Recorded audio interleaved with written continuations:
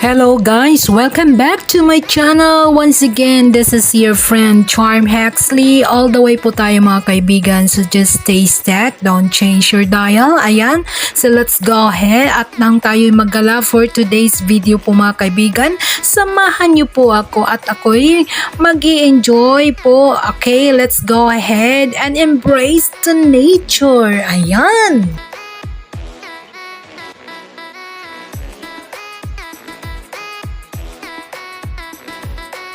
There you have it guys. If you want to enjoy your life, all you have to do is gumala ka ng gumala. Ayan. Go somewhere else that you would like to enjoy. If nothing appeals to you, go trekking, hiking, island hopping, walking in natural environments, enjoying what? Mountainous or other scenic terrain for anything that you desire po mga kaibigan, nang gusto nyo pong mag-unwind or gusto nyo pong mag-enjoy. Ayan, labas-labas din sa mga lungga nyo, di po ba? Ayan, it's very helpful po mga kaibigan pag gumagala po kayo or lumalabas po kayo sa inyong mga bahay-bahay dyan. Ayan, you can either benefit the both physical and mental health. Ayan, if you don't find something that you'd like, well, all you have to do, you can either go shopping and buy anything that you would like to enjoy. Ayan, nako, whatever it is, kahit ano pa yan, basta kung ikaw ay nag-enjoy, go ahead po mga kaibigan. Yes guys, there's a saying, we must free ourselves of the hope that the sea will ever rest. Ayan, we must learn to sail in high winds. Ika nga. Now, the thrill and excitement po sa water, naku, napakaganda. What a beautiful and stunning as well.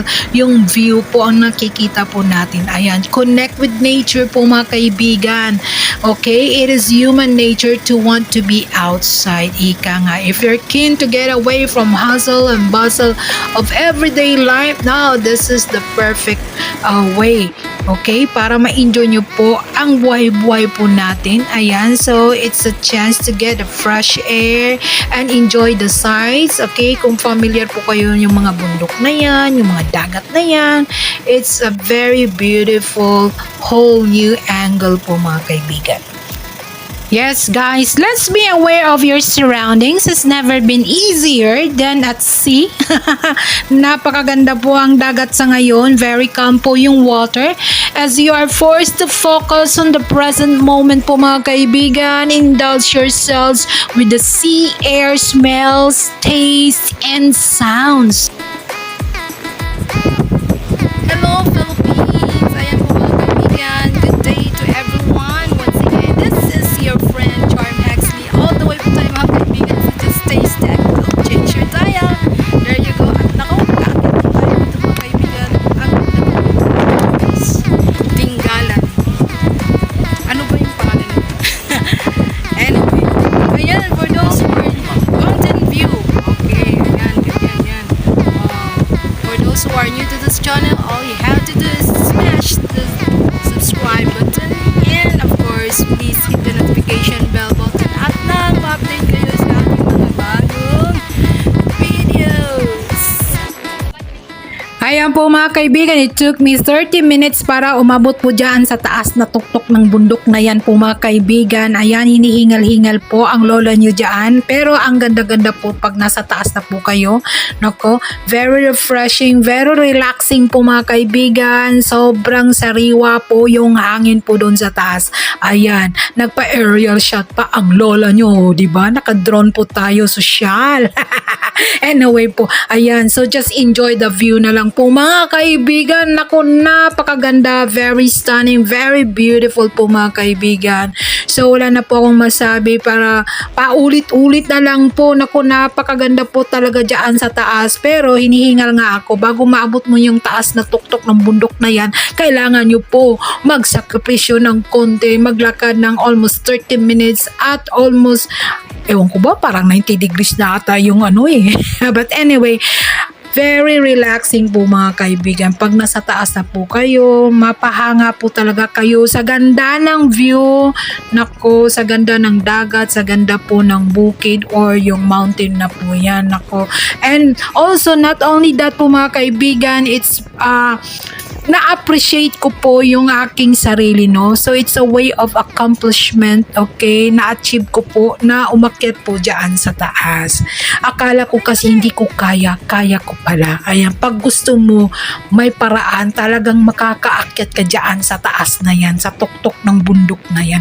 At ma-appreciate nyo po yung ganda ng view dyan. Nako, very relaxing, no?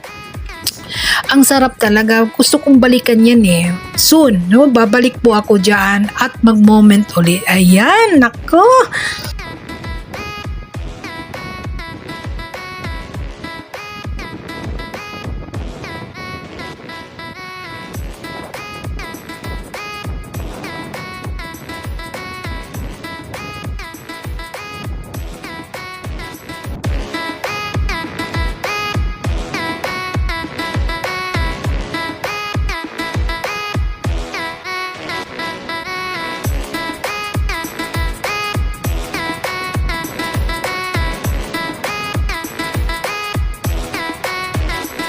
There you have it, guys. Nako, it seems very obvious po mga kaibigan kung mahilig po kayo mag-trekking, hiking, or whatever physical activities po mga kaibigan. Boating, it's a very excellent form of exercise po mga kaibigan. Depende na po yan sa mga abilities po natin o yung mga interest po natin. Kung mahilig po kayo mag-boating or mag-akit ng bundok or hiking, trekking, can be anything from what? Leisurely to fast-paced and highly physical challenging po mga kaibigan sa ating mga kung gusto po nating mag-unwind, ika nga. So it's no wonder po mga kaibigan, very popular po itong mga ganitong mga activities na to. So ayan, why not? Don't waste your time. All you have to do is go ahead and let's sweat it out, ika nga. Alright guys, since we don't have any more time po mga kaibigan, may oras po hindi na po atin. Thank you so much for watching this videos. Please don't forget to hit subscribe and hit our notification bell button at nang ma-update kayo sa ating mga bagong videos. Don't forget, Charm Huxley channel. I-subscribe nyo na. Parang awa nyo na po. Thank you so much. Have a great day po guys. Bye!